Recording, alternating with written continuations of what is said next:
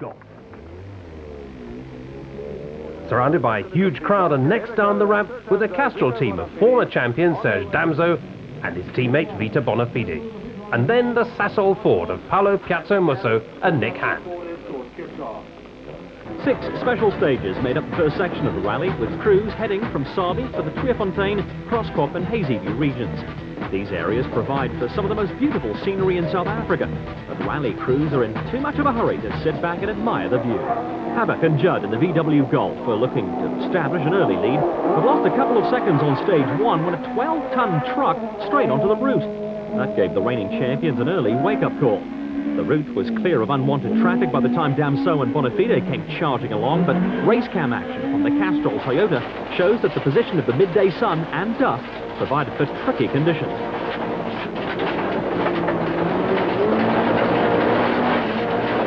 Varying road conditions come with the territory where rally crews are concerned, and Damso and Bonafide were second quickest through the special stage. Sasol Ford crew, Paolo Piazza Musso and Nick Hatton were third on the road, with plenty of crowd support for the Randburg driver and his Cape Town navigator. Stage 1 was not all plain sailing, with a couple of rough patches and the awkward sun. And dust from Damso and Bonafide up ahead also made life a little difficult for Piazza Musso and Hatton.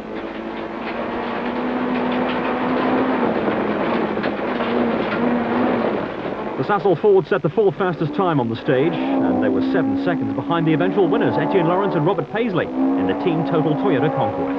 An Italian set a blistering early pace, and behind them a terrific VW Golf battle was expected at the top of Class A7, between championship leaders Chad van der Walt and Cindy Harding, and Pretoria crew Barry Probelar and Mike Burrows. The first event we did was the Cape Town one, which went extremely well. Then on the last event, which was the Swaziland event, we were going very well until the suspension broke. So this is now the 3rd time we can see what happens. I hope it's going to go well. We had a bit of engine trouble up to now, but we've replaced the damaged parts, and I hope it's going to go well. More magnificent scenery, but an early event problem for Etienne Lawrence and Robert Paisley. The special stage 1 winners slid off the road, and in the process, the team total Toyota Conquest picked up right front shock absorber problems. Special stage 2 also provided a little excitement for Jürgen Fecken and Dave Lukowitz, who were running at the head of the Class A6 battle in the Dunare Toyota Conquest. Race cam action as the talented Fecken lost concentration for a split second, with the Conquest going into a gentle spin. No damage done, and Fecken and Lukowitz had opened up a slight lead over Class A6 rivals Jean-Pierre Damso and Pierre Aris. The team total crew were coming under pressure from Group N leaders Hannes Frobler and Dave McGregor in the Bridgestone Nissan Sentra, with former SA champion Frobler back in rallying after a 3-year hiatus, enjoying himself hugely. If adrenaline is pumping, I mean, that's what you're living for, you know, and that's why I started rallying again. And I think I'm already a little bit wind up today, a little bit earlier than the previous event, and I think it's because there's more competition coming, and I'm just glad for Group N it's going so well. The Group N category for standard cars has come alive in the Stanek National Championship, and Probler and McGregor found themselves embroiled in another battle with Cape crew Dicky Morer and Darnie Duval, who were running at the head of Class N2 in the Goodwood Auto-Electrical Toyota Corolla. Probler and McGregor were at the front of Class N3, and right behind Morer and Duval were another Class N3 crew in Italians Cliff Blackman and Johan Klaassen.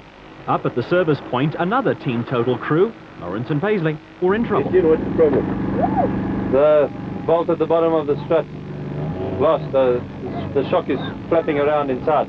Did that happen on the stage? Yeah, on this one. So we're going to try and find a nut for it. See if we can get it through. It started off very well. Yeah, the car is very, very much better than it was. It's handling lovely. Brakes are nice now. I did a lot of work on that. So yeah, if we can sort that out, then we can go again. Yeah? The monument at Cobain's Pass is another low-felt landmark, with the main road between Krosskop and Hazyview featuring a remarkable piece of engineering. On roads of a completely different nature, battle was in full swing, and Yanni Havoc and Doug Judd took 3 seconds off Serge Damso and Vito Bonafide in special stage 3. That put the VW Golf crew into a 1-second lead, with the team total VW Golf of Barry Probelar and Mike Burrows closing in on Class A7 leaders Chad van der Walt and Cindy Harding. Mixing it with the front runners were the impressive Jürgen Fecken and Dave Lukowitz in the Dunare Toyota Conquest. Fecken comes from a rally family with father Harry and uncles Lambert and Ruloff, all top rally drivers in their time, and the young Pretoria engineer is a chip off the old block. Hannes Grobbelaar and Dave McGregor are a little longer in the tooth than Feckin, but rallying is a sport where experience is a major factor. The versatile Grobbelaar is also a former national off-road champion, and he and McGregor still had the Bridgestone Nissan Sentra in a narrow lead at the front of the Group N field. Further back, Etienne Lawrence and Robert Paisley were back in action, but not for long, with the team Total Toyota Conquest expiring on stage 3 with a blown motor. That was a major blow to their championship hopes, but the demise of the Italians moved Feckin and Lukovic and other front-runners up the pecking order, with Feckin making no bones about their early tactics. Yeah, our tactics is to go very quick this afternoon to see if we can get as much people as possible, and then tonight, where the dust will be a problem, maybe we have less of a problem. Feckin was voicing everyone's fears about the notorious dust factor in the night special stages at the end of day 1. Serge Damso and Vito Bonafide knew the importance of being first on the road after the regroup and pulled out all the stops over the last 3 stages in section 1. Paolo Piazzamuzzo and Nick Haddon had dropped around 25 seconds behind Damso and Bonafide and Habak and Judd, with special stage 5 unkind to Class A7 leaders Chad van der Walt and Cindy Harding. A gearbox problem dropped them from 5th to 12th and gave the Class A7 lead to Barry Grobbelaar and Mike Burrows. Jürgen Feckin and Dave Lukovic were still going like a train at the front of the Class A6 race and were right behind the 3 Class A8 cars. Also going along steadily were Italians Tony Ball and Alec Harris in the Bulwer Park VW Golf. They were chasing Grobbelaar and Burrows with an interesting situation developing behind the Class A7 leaders.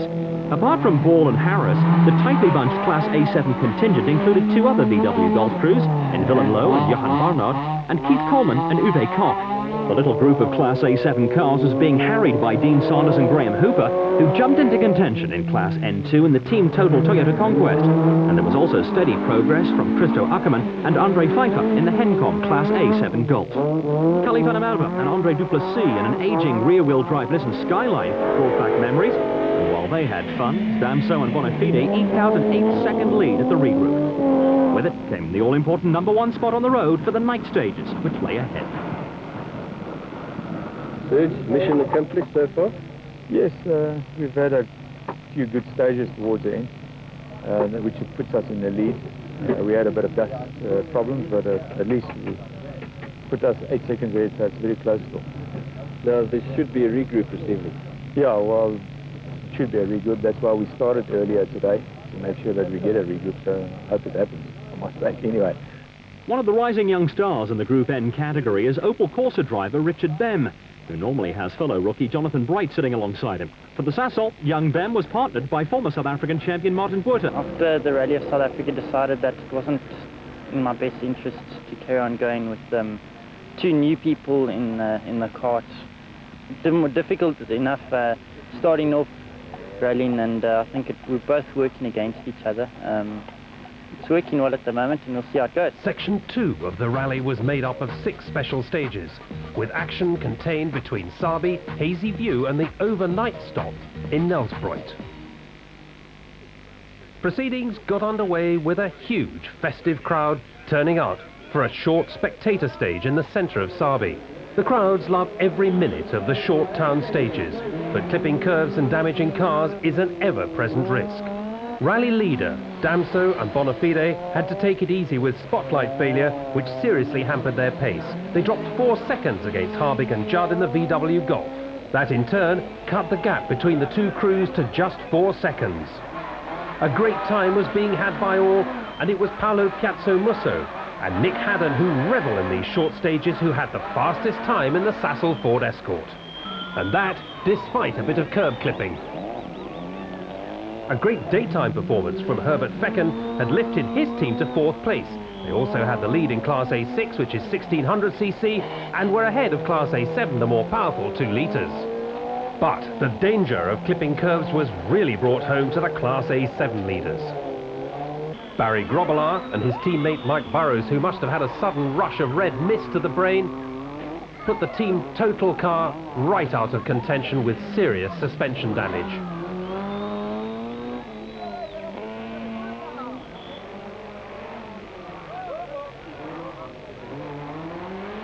There were plenty of budding young rally drivers in the crowd, and all of them saw Hannes Grobbelaar show how easy it is to get caught out on these night stages.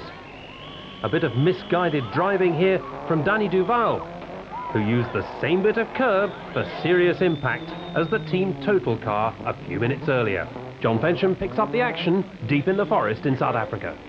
Back in more traditional rally country, and by stage 9, Paulo Piazzamuso and Nick Haddon were now third on the road behind the two leaders, Havok and Damso. At the end of this stage, though, the Volkswagen service crew were forced to repair a damaged rear stub axle on the Golf, and that dropped Havok and Judd behind the Sasol Ford Escort on the road. A terrific stage 8, when they took 10 seconds off Damso and Bonafide, put the VW Golf crew back into a 6-second lead. But third on the road meant Havok and Judd faced an even more serious dust problem. Race cam action is from the Spec and Lucas Dunn Air Toyota, and it showed just how tricky it was in the forest at night. With Barry Poblar and Mike Burrows and Tony Ball and Alec Harris out of the rally, Chad van der Walt and Cindy Harding were back in front in Class A7 and climbing up the leaderboard. But there were times when the dust reduced the Reeks towing VW Golf almost to a crawl. Havok and Judd still held a tenuous lead, but the South African champions had a battle on their hands, and no one knew it more than Havok. You know, being second on the road at night in the dust is very difficult, and you know, we get these pockets of dust where we really have to slow down and just crawl through it. And when there's no dust, we really got to go very hard. And up until now, we're maintaining sort of the distance between Serge and ourselves. I think we've got a few seconds lead on him, and you know, for the next few stages are like that, I'll be happy. The battle at the front of the Sasol Rally was turned upside down on special stage 10, the third last on day 1. Rally leaders Serge Damso and Vito Bonafide had a trouble-free run in the Castrol Toyota Conquest, but behind them, reigning champions Yanni Havok and Doug Judd virtually put themselves out of the running. The reigning champions dropped nearly 90 seconds on Damso and Bonafide when a little off-road excursion turned into a major problem.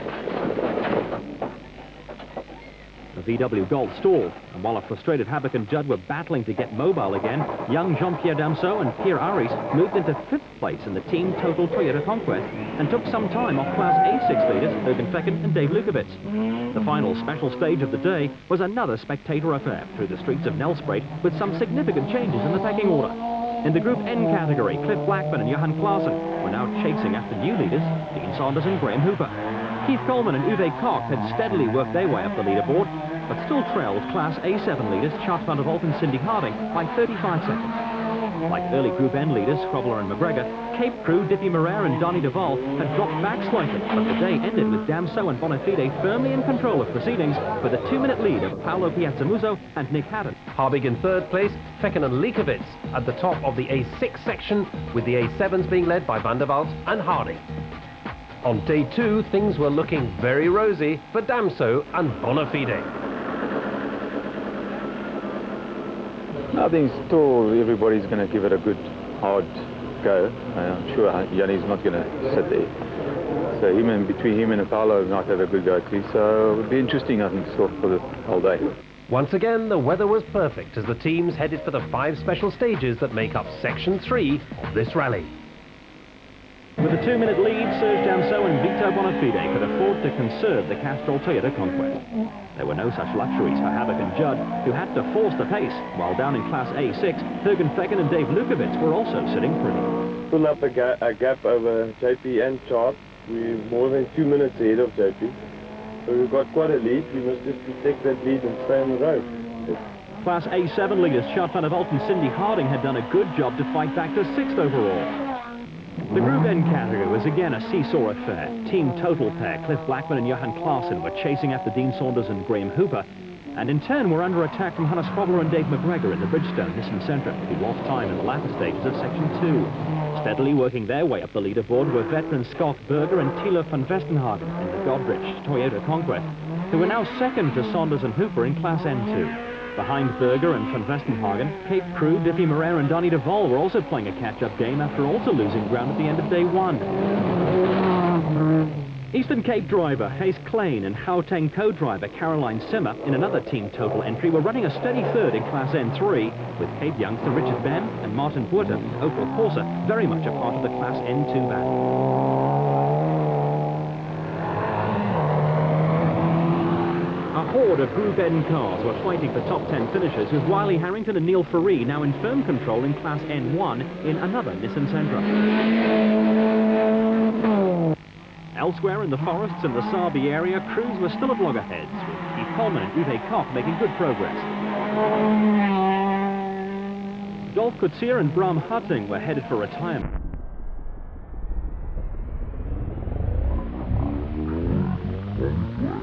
Lucas van der Merwe and Gideon Colin were still having fun in the Nissan Stanza.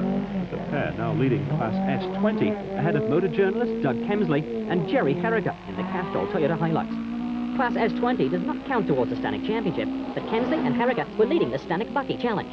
Nico Higgs and Menno Havelaar were now on the fringes of a top 10 finish, with Jan Delcourt and Fanny Bierkes also going well in another of the Class S20 entries. But things were looking serious for Donny Duval and his teammate Morer. Their Goodwood Toyota Corolla perched precariously on a cliff top. They escaped without injury.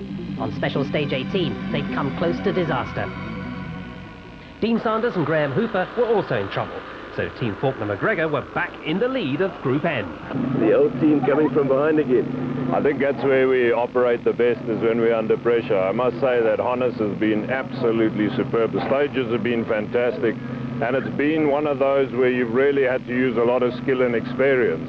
And I think we've been banking on that in these last couple of stages. We've been drawing deep on the experience, and it's helped us a lot.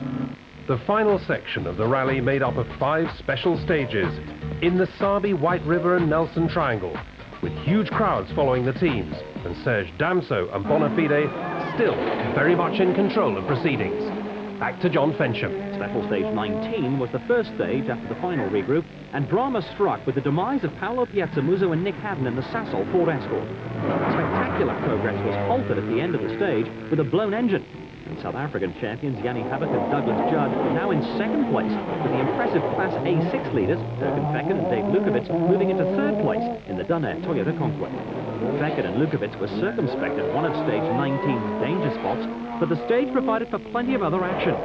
J.P. Damso and Pierre Ari slid off the road, and heavy contact with a bank left the Team Total Toyota Conquest a little worse for wear.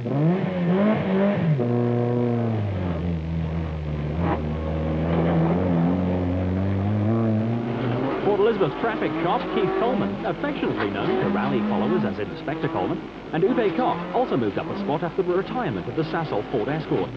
They were now in a solid 7th and 2nd in Class A7. Behind them, Team Total pair Craig Trott and Brian Duncan were still negotiating Special Stage 19, and in carbon copy fashion followed teammate Damso and Aries into a bank. No shortage of work at the service point for Team Total service crews, with damage to the Damso Aries car a little more extensive than they would have liked. There's this long, fast straight, and at the end there was a 90 right, and we braked a bit late there, and we overshot him into the bank. So now we damaged the oil cooler, and it's pushed out all the oil. So we had to freewheel towards the end. Luckily there was a bit of downhill. But also the engine, I don't think it's good anymore. It's weakened the engine. Up at Special Stage 21, anyone from the Toyota Motorsport team would have had heart failure when Serge Damso and Vito Bonafide almost got themselves into a terrible tangle. The pair were cruising towards their 3rd win of the season, with Yanni Habak and Doug Judd fighting a losing battle in the factory VW Golf. Craig Trott and Brian Duncan were back in action in a slightly modified Team Total Toyota Conquest, with the pair also now into the top 10. At the front of the Group N category, Hannes Grobber and Dave McGregor in the Bridgestone Nissan Sentra now had a little breathing space over Cliff Blackman and Johan Klaassen. Now entering its final stages, the Sasol Rally still had a sting in the tail, with the stage at the picturesque Witklip Dam providing drama. First, the Coleman and Koch VW Golf came limping through, minus the left front wheel. Behind them, the J.P. Damso Pierre Aries Toyota Conquest had finally expired, with crew and willing helpers trying to push the car out of the stage. The unfortunate Sanders and Hooper were also in the wars, and sudden problems for crews ahead of them lifted Skalkberger and Thilo van Westenhagen into the top 10. Yeah, we got a puncture about 2 kilometers from the end of the last stage. We weren't pushing too hard, we were a minute ahead in the class. And then coming out of the stage up this road, we've broken the wiring harness with the rubber from the wheel rubbing against it. The final stage of the Sasol Rally was a spectacular super special stage on the main road between Nelspruit and White River. With 2 cars in the special stage together, it gave a huge crowd plenty to cheer, but Serge Damso and Vito Bonafide were all but home and dry. Yanni Habak and Doug Judd were trying until the very end, but there was an anxious moment for Jürgen Beckett and Dave Lukowitz in the Dunne Toyota Conquest. With 3rd place in the bag, And with a good lead over fourth-place Chuck van der Walt and Cindy Harding, the pair almost came unstuck with a little rush of blood that could have had serious consequences. This was all a great conclusion for the crowds to the Stanek National Rally. A superb part of the South African Rally Championship, and one that brings the crowds out in bigger numbers every year.